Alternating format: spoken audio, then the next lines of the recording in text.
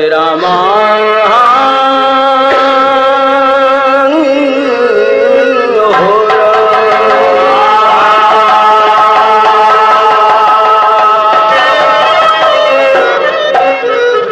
नमो नमो विंदेश्वरी, नमो नमो जगदम्ब। भक्तजनों की काज हित करती नहीं विलंब। हे सिद्धि सेनानी भवानी अंबिका है आर्य उबारी, मुझे सदा है दुष्ट दल की नाशिनी। काली खंग वाली कृष्ण कपिला कपालिनी, भवानी सर्वमंगल है सत प्रकाशिनी। हे तारणी बरबारनी है भद्रकाली, आपके चरणों में नमस्कार है हमारे अट्टहासिनी। कृष्ण की बड़ी बहन नंद कुल में जन्म ले महिष कर पीने वाली काली विंध्यवासिनी।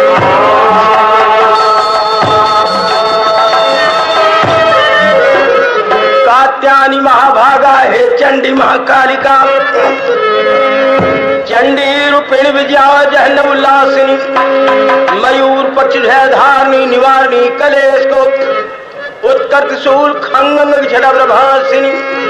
रणप्रिय देवी सकम्बरी है दुर्गे, गणेश का कल है गुरुपाक्ष हरकासिनी। कमलवत पद्मल से अपने भक्तों को उबारी हो कहे रामदेव परि मेरी निवासिनी।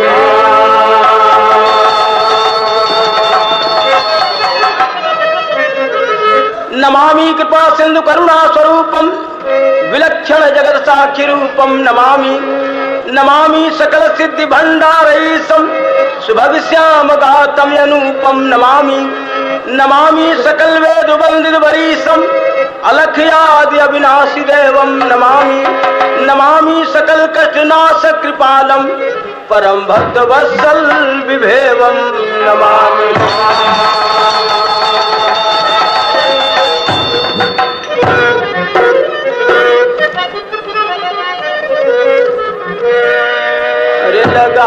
ले सदगुरु स्वामी जी से नैया,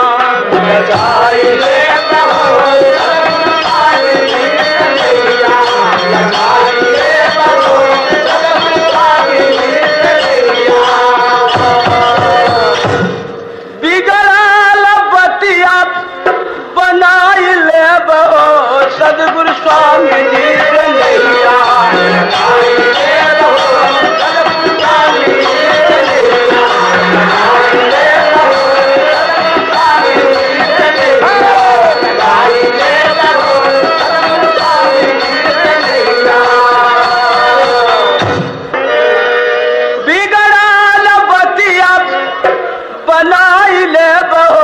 सदगुरु स्वामी जी से नैया,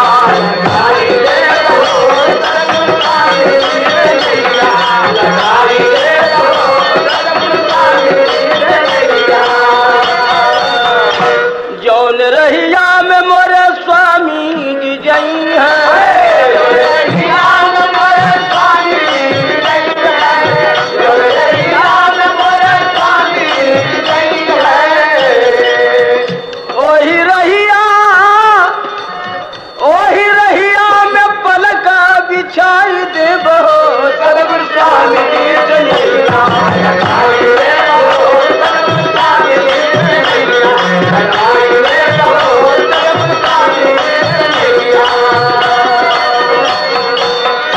अरे हृदय सिंहासन पयासन लगा के,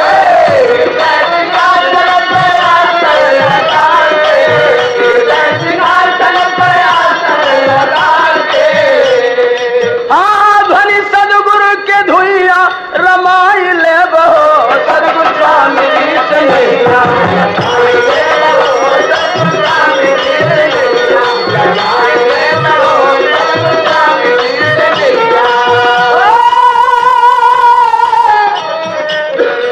सतगुरु स्वामी जी से नैया,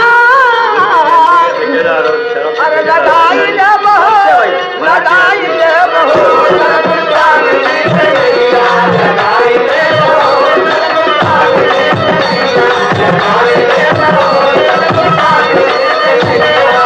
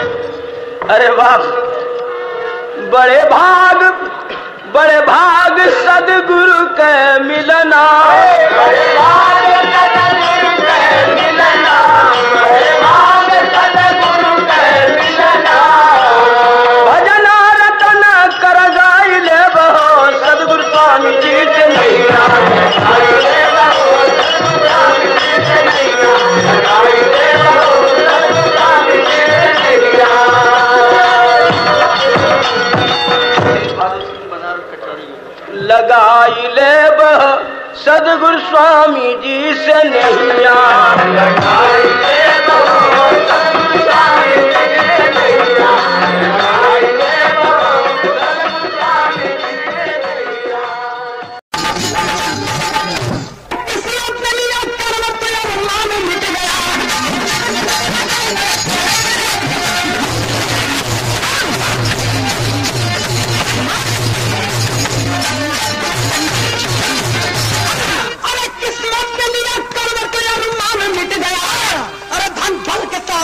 का अभिमान मिट गया। एक दिन की है बात, एक दिन की बात क्या, एक दिन की है बात दशरथ कुमार से कौशल राजा की राजधानी पहुंचा शाम से। मदहोश झूमता हुआ देखा है विमल से तेजस्वी एक नारी निकल राजमहल से। नारी के पास जाके राम वचन उच्चारा, सुंदरी तुम कौन हो क्या परिचय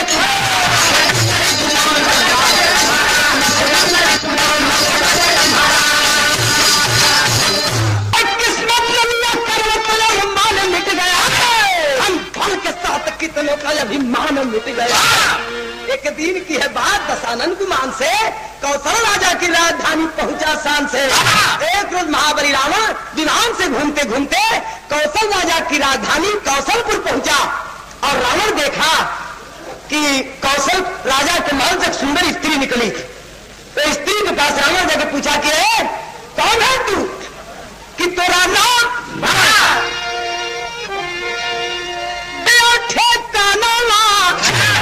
जरूर हुई, अरे जरूर हुई समय आगमन चूर हुई। रावण पूछा कि कौन है तू? वो कहती है कि मुझसे पूछ रहे हैं कि हाँ तो ही तो दूसरे से पूछा था ही। कौन है तू? वो स्त्री अपना परिचय बतलाती है लेकिन कैसे?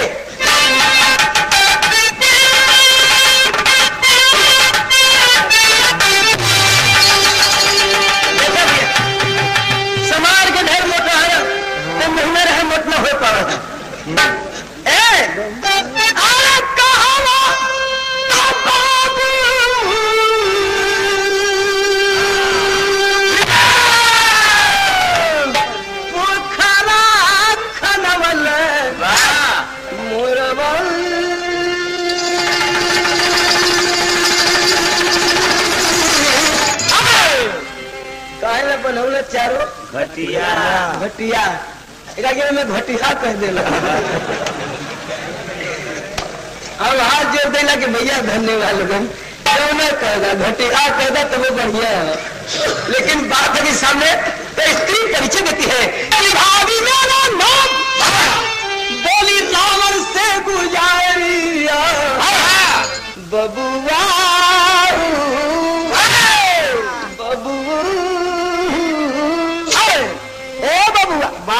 भाभी मेरा नाम है और काम मेरा क्या है कि सब कर लिखी लाता का दिया बबुआ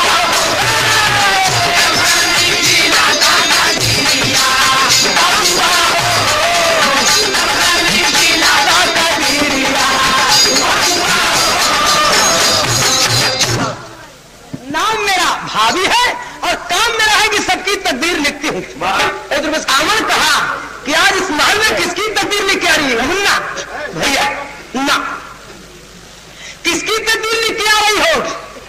तो कहती है भाई कौशल राजा के कुमारिया अरे आवत बाटी लिख के वही कतर दिया। आज कौशल राजा की एक लड़की पैदा हुई, उसी की तकदीर लिख के आ रही हूं। क्या लिखी हो उसकी तकदीर में? तो कहिए बताओ कोई कहती हाँ कर बताओ अलग तुम हमें, लेकिन ये पूछे थोड़ा तो बता देते जो लड़की पैदा हुई है अरे वही का ना करी तुम्हारा बधाना माँ बबू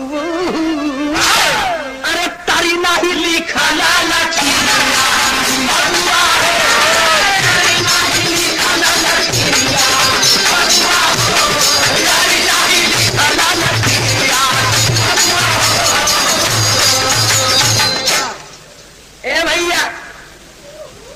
लिखल लकड़िया जो लिख दिया सो हो के रहेगा। और देखा आप इन काला पत्थर में किया सादा मत कमाना पिया मत जाना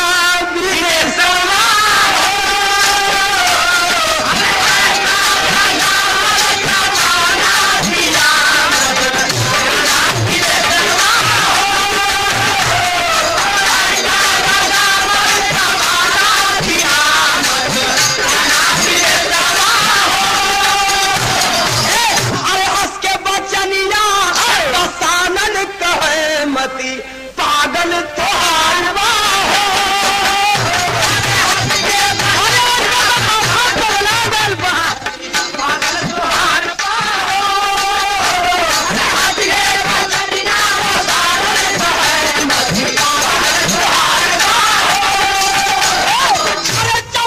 रावण के भरो देवता पानी नरहाथ कैसे मुरी झूठ लिखल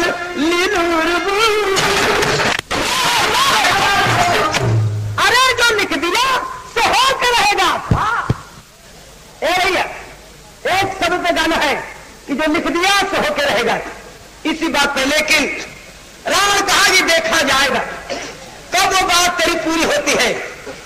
भाभी कहती समय आने पर दिखा दूंगी, कहकर क्या बताऊं कि कैसे नरहाथ है कैसे मरनवा हुई, ये मैं समय आने पर दिखला दूंगी। लेकिन रावण लंका चला जाता है। इधर धीरे धीरे कौशल्या सयान होती है। कौशल्या की शादी का लगन राजा दशरथ से पड़ा।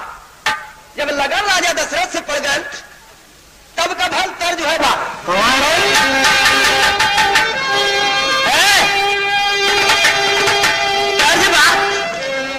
कि अरे ऊपरा चढ़ाता मोरी बहिया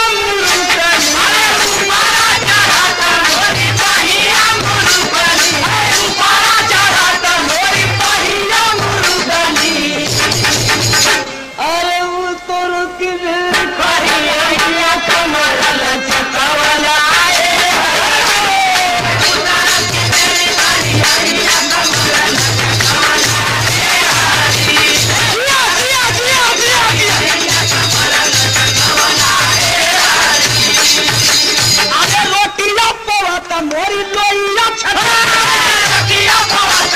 लोइया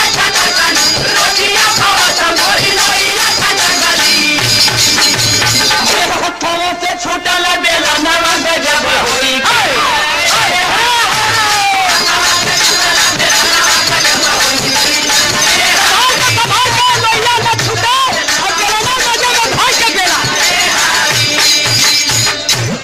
होशियारी के माने ही हो कि धीरे से लोहिया के निकाले और गोलिया के धीरे से अब मजे में के खूब हाथे से के तैसा चौड़िया के और धीरे धीरे बेलना सफल बेल के पोए के उतार दे जड़ न बेलना छूटे न लोहिया छूटे तब सही हो।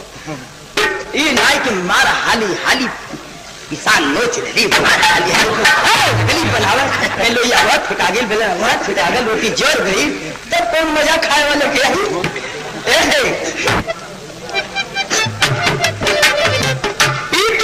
लेकिन गाना का भाव बा अरे भाई सयान इधर का सिल्या भवानिया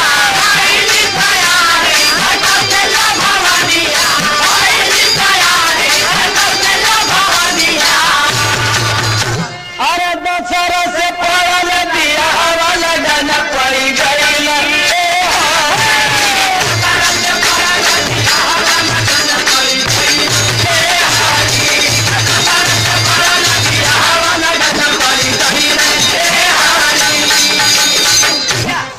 शादी पड़ गई कौशल्या के राजा दशरथ से हल्ला मच गया। चारों तरफ न्योता घुमा लगल।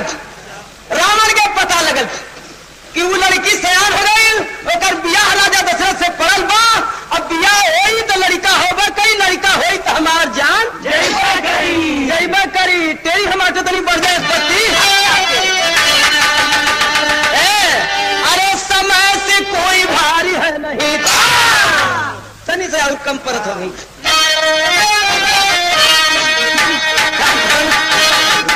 कि राम उनकर सर मोटा हमारे समय से कोई भारी है नहीं, दौलतमंद बहादुर जोगी संत पुजारी। इतने लोगों के लिए कहा कि दौलतमंद बहादुर जोगी संत पुजारी, समय से कोई भारी है नहीं। तो कुछ संशय रावण के मन में, रावण के दिल में शंका भइल कि कोई हमें मारे हुए तो बाने लेकिन का जोनी कौन चलावे के। तो कुछ संशय रावण के मन में, विधि की गति शायद सत्य बनी, करिहा चल विघ्न विवाह में, हरिहा दुलही हराय धनी। ऐसन हो देव ना आपन मौत हम हो देव, चलो दुल्हनिया हर के लिए हम मार के मुआ देव, न जियत रही है, न बिया होई, न बिया होई, न लड़का होई, न लड़का होई न हम टटुबा सरही न बजी मधुरी, पहुंचा कौशलपुर की नगरी, करती प्रातः पूजन बिटिया बिटिया मां पहुंचा।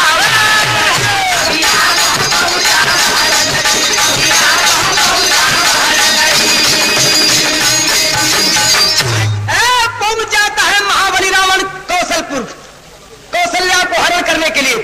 लेकिन मौके की बात ही, कौशल्या शादी का दिन था, बगिया में पूजन कर रही थी, आंख मूंद के भजन पूजन में मग्न थी। उसी समय रावण देखा, कहा कि बाबा ऐसा मौका न मिली, भले मजे में अकेला भेटाई बा या खियो मुन ले बा, ऐसा मौका न मिली तो कैलन का आग लगे।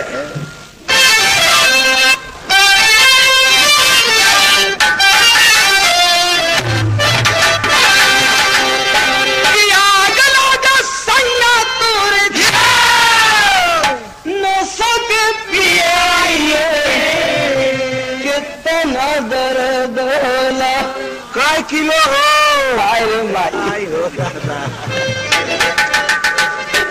बड़ा दर्द रहा भैया तेरे कलाई में।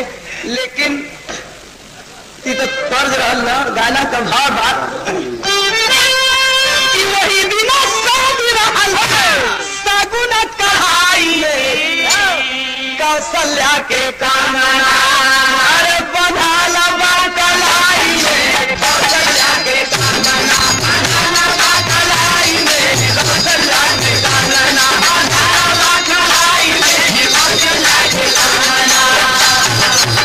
जबरी से रावण कौशल्या को चुराया,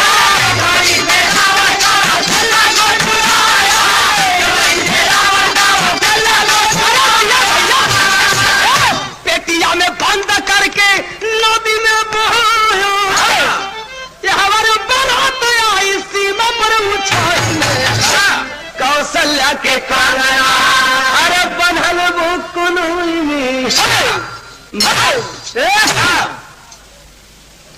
मारा में जब मोटकर बना गई जा तो मारा एकदम मोटकी लकड़ी धाज धाज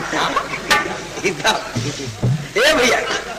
तो बात अभी सामने कि रावण कौशल्या को चुरा करके बैठा के विमान में लेके भागा और एकदम सुनसान जगह परिलन है। और भैया हो सुनसान जगह परिलन, लेकिन बात अगे सामने तर्ज बदल गई। तर्ज बात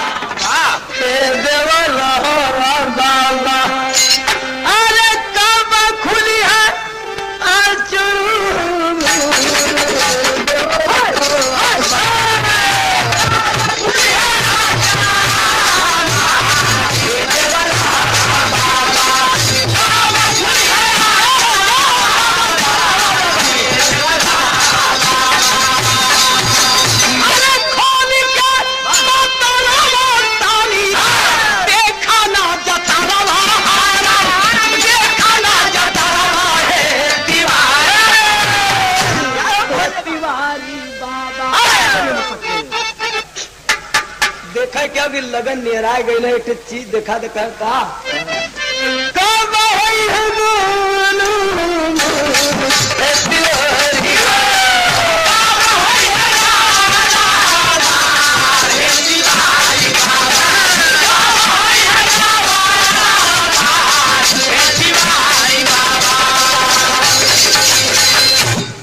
ए भैया ये तुरंत सर्ज, लेकिन गाना का भाव बा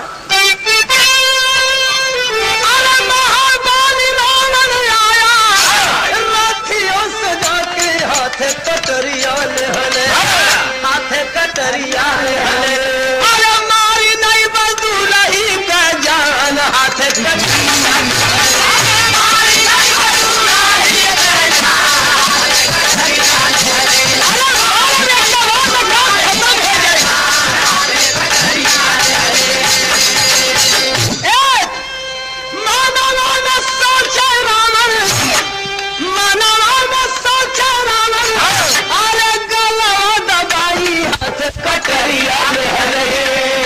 लेकिन अरे बीरावा कहो अपमान, बीरता कहो अपमान, हाथ कटोरियों होले मादी कटार से मर जाए का ना, इस तरह ठीक न पड़ी, गला दबा दी का यो ठीक न पड़ी। एक अगर कटारी से मार देना, घर दबा दे ना, तो वीरता के अपमान हुई। एक पैसे उपाय लगा दी अपना मर जाए, मारे के न पड़े, एक बक्सा में बंद करके और फेंक दिया पानी में, अपना डूब के मर जाए, मारे के न पड़ी, और फेंक के चल दिया लंका।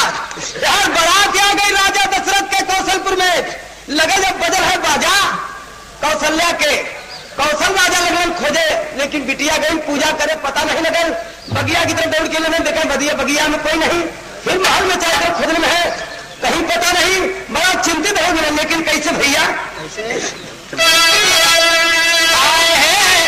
अरे कौशल्या चल गई कौनवरिया पानी पातरबा, और डूबल चाह कौशल का पगरिया पानी पातरबा,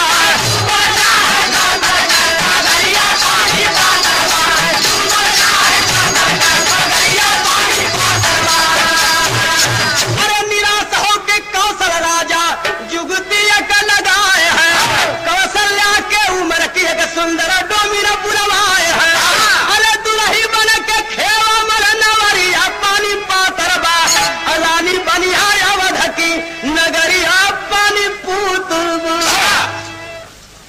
निराश हो गए एक डोमिन बड़ी सुंदर सुकुमार कौशल्या कुमार के, राजा कौशल कर के बेटी तो ही हमारा धर्म की बेटी बन जा, तो के विदा करके आप फर्ज निभा ले, हमारी बिटिया पता नहीं कहाँ गायब बा, और तो के विदा कर दे, जिंदगी भर राजा दशरथ का रानी बन के मौज कर दूं। डोमिनिया कहती कि हाय हमार तकदीर, हाय हमार तकदीर, पैदा भाई इतना नीचे जाती इतना ऊपर, लेकिन सोचे लगल का सोचे,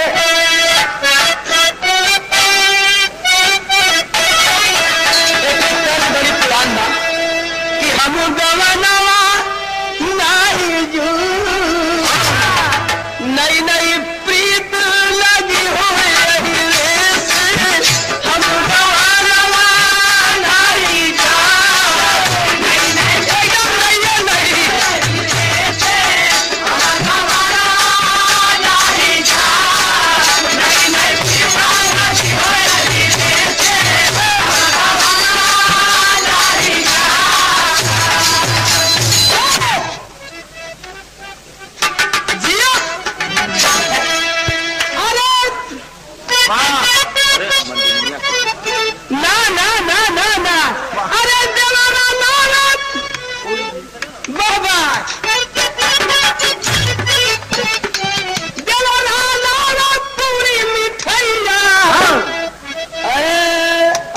दूध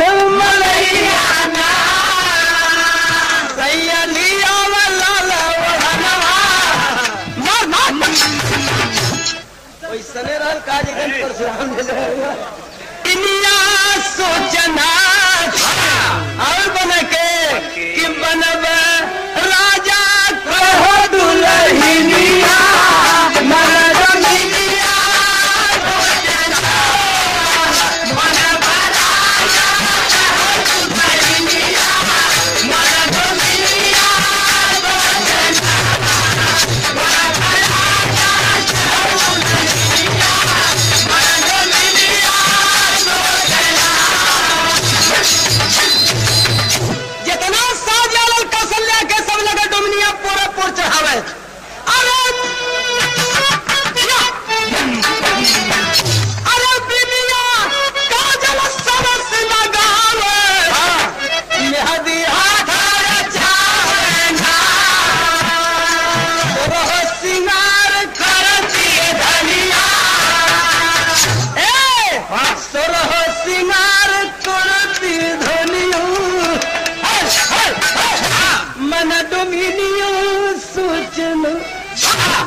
लगन तैयारी करे, जहां जैसन जरूरत में वैसन वैसन पहले, और नतीजा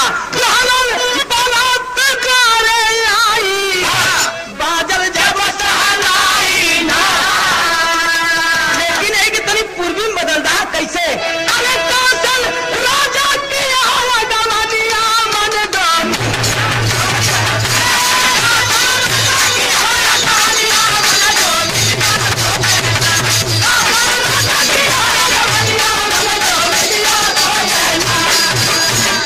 ए भैया, लेकिन जब बारात मेरा गिल है बदला धुदका सिंहा, जो पहले के जमाने में बोले बाजा धुत्तु धू धुत्तु धू धुत्तु धू, हम करता जब बजल द्वार पूजा पर चारों तरफ से धुत्तु धू धुत्तु धू, तो होली कौन टाल सकता है।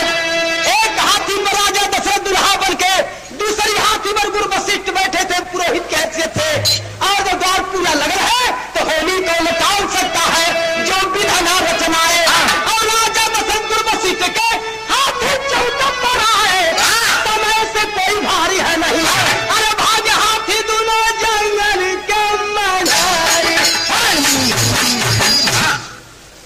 दोनों जने का हाथी चिहुक के धुदका के आवाज पर सिंहा के भग गए। जब दोनों हाथी भगने में बरतिहार देखते रहे करे, ये कहकर दुल्हा गुरुदेव दोनों दिन गायब तेरे में आराम मास्टर आए हैं। अरे विधाना का गात कोई समझ न पावे, माया में फंस के गई दुनिया भर।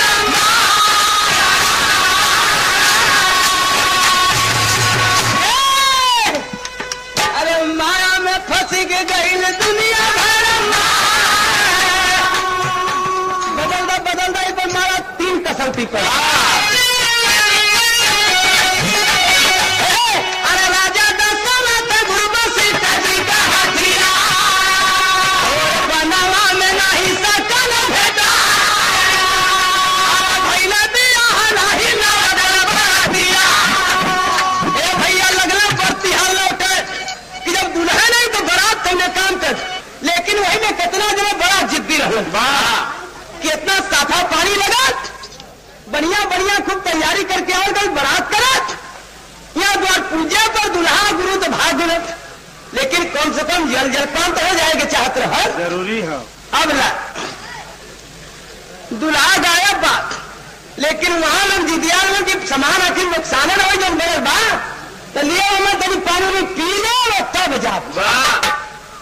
लेकिन हमार मत ई न बताई कि कैसे वाला लोग जो पनिया पिए के मार के लगना, ई बताई कि जो हमारे लोग पौधर रहन तब हम कहेंगे मारे नहीं। जब दुल्हा भी तो बारात को काम का फिर चल रहे ताव के मारे गए तब पानी पिए ले चल रहे, लेकिन कितना दिन इतना झंझटी रह, इतना जिद्द है पनिया तो पिए कम से कम। ए भैया, अरे भैया दिया जब पानी पिरस ना पिरस हो सब ही लौटल, भैया दिया नहीं लौटल बारातिया, का सपना हो गई ना दिमाग का तकता रह गई। सुनली कि दुल्हा गाँव बारातों लौट गई, लगनी धीरे धीरे उतार उतार धर कि लिखल नहीं देखा दुआ। राजा दशरथ गुरु वशिष्ठ जी का हथिया, और बनवा में रुके नदी की जंगल पार करके दोनों जने कहा थी एक नदी के छोर पर जाकर उतरल है, तो राजा और गुरु उतर गए हाथिया से। बड़ा नजारा जब नदी की और राजा दशरथ दुल्हा के रूप में उतरल हाथी से, और देखा नदी के तरफ निगाह गई है तो देखा एक संदूक बहने आवत पानी देखने की संदूक पानी में बहने आवत बात राजा दशरथ जी पकड़ लिए जा। राजा दशरथ देखन की महाराज एक बड़ा डबल बक्सा बा और डूबत नहीं बा, डबल 5 कदम किनारे तो फिर 6 कदम बाहर चल जाता का मतलब बड़ा लपलपात बा। गुरुदेव कहते हैं पकड़ लो के पकड़ के किनारे लेना है और तनी बदल के भैया आहिस्ता स्लो करके कैसे। अरे खोले जब संदूक निकल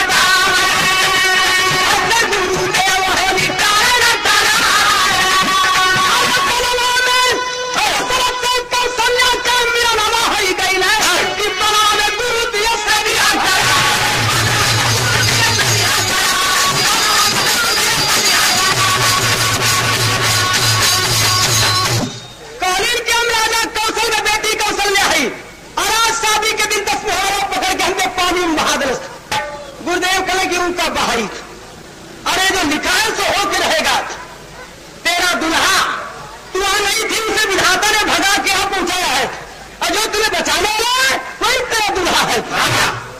दोनों जने वही शादी करेंगे गुरुदेव मंत्र पढ़ करके, और वहीं से लहले अयोध्या के लोग खबर भेजवा दिए इधर कौशलपुर कि चिंता की बात नहीं है।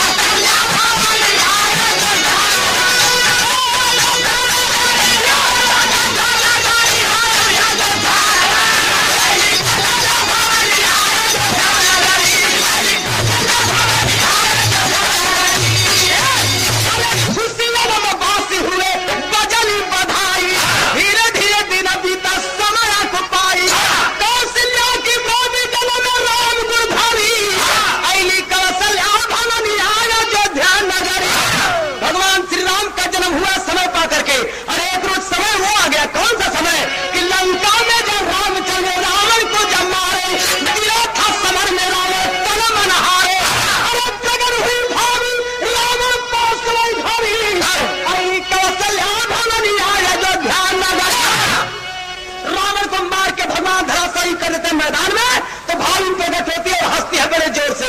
कहा चिन्हना हम क्या? रावण का जित है भैया, रावण का जित तू है ना चिन्ह चिन्ह के तो आई ना कौशल राजा के महल के सामने कौशल्या के जन्म पर मिलल रहलू कभी हाँ भले चिन्हना, लेकिन हमार बतिया याद बा कहने वाला की जौने रावण का भरे देता पानी नर हाथ कैसे मरे नमा। तो अब कहीं का अखिया से देखला कि विश्व विजयी रावण देखो विधाना की माया, अरे लिखा था सो हुआ नर के हाथों तू